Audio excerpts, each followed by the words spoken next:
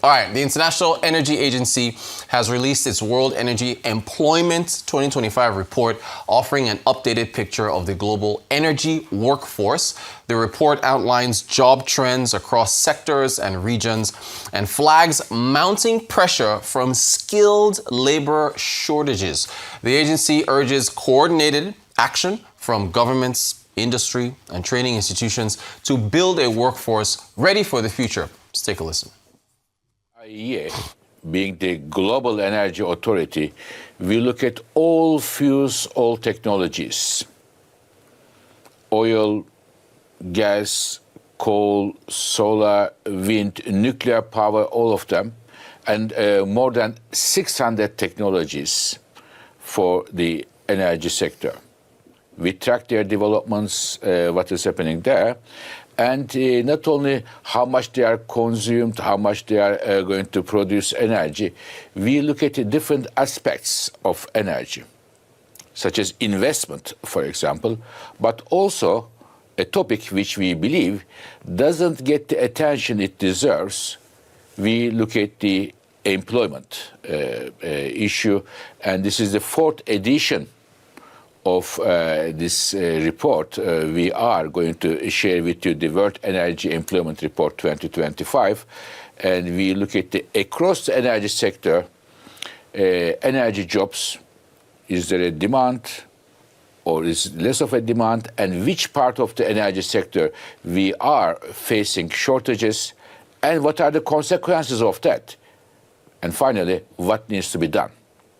So I am thankful to my colleagues, Lara Kozzi and Brian Motherway, who are going to elaborate some of the findings.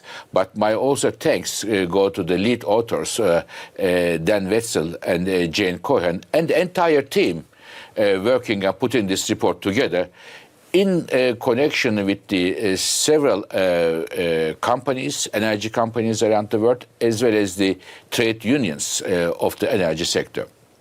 So, dear colleagues, when I look at the report, I found a lot of interesting issues, but perhaps I start with a good news. In the energy world nowadays, sharing good news is not a daily practice, but I want to start with the good news. Good news is jobs growth in the energy sector is very strong, about 2.2% last year. And it is, when you compare with the global employment records, it is 2 times faster than the global jobs growth. So this is a good news, I guess, for the energy sector, which makes me happy as an energy person. And in some countries, the jobs for energy has been a driver for the global jobs growth. In China, for example, in the last 3 years, 1 out of 5 new jobs came from the energy sector.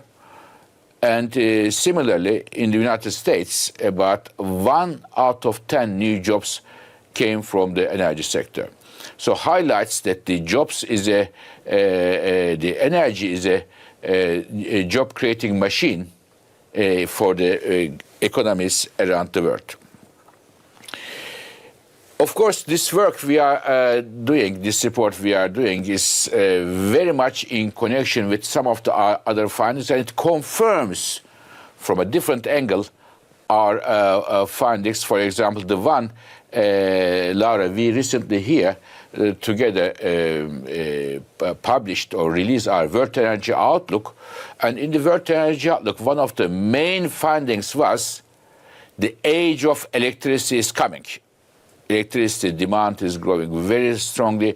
And when I look at this report's finding, World Energy Employment, it does fully confirm the finding of the World Energy Outlook, because the jobs which are very much in demand, number one is the electricians.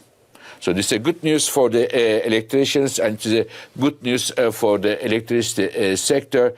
And the number of jobs in the electricity sector today is exceeding the all other fuels put together.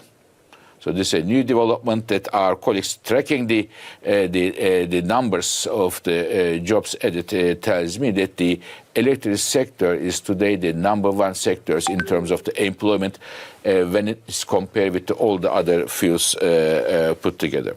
So these are definitely good news, but there is also the report gives also heads up to governments and to companies, as it says that in some parts of the energy sector, we are seeing the bottlenecks of finding the right skills. And if you don't find the right skills, right employer, this has implications for the costs. Cost goes up.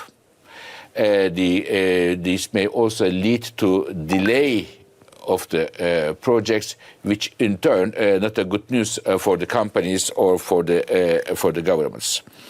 As I said, the interest for the energy sector in some areas is less than the others. One area that I picked up when reading the report is the nuclear industry. And there is here, there is a bit of a gap between what we expect, as I hear nuclear is making a comeback, but the interest in the nuclear sector for the jobs is rather weak. And what we also see is that the nuclear sector is the average age is increasing, it's aging.